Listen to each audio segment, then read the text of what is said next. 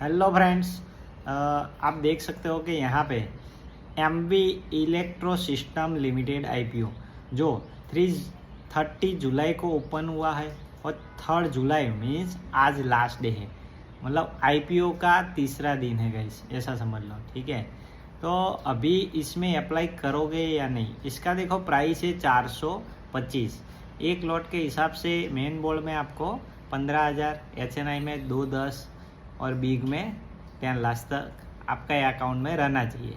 Lot size है 34 की।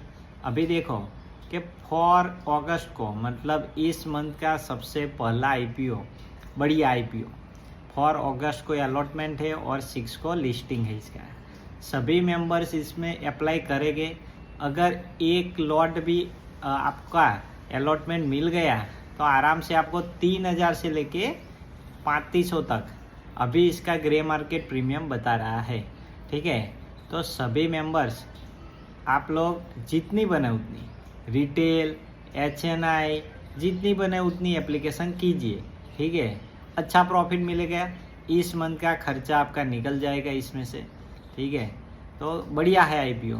तो सभी गाइस इस आईपीओ में अप्लाई करेंगे। Thank you.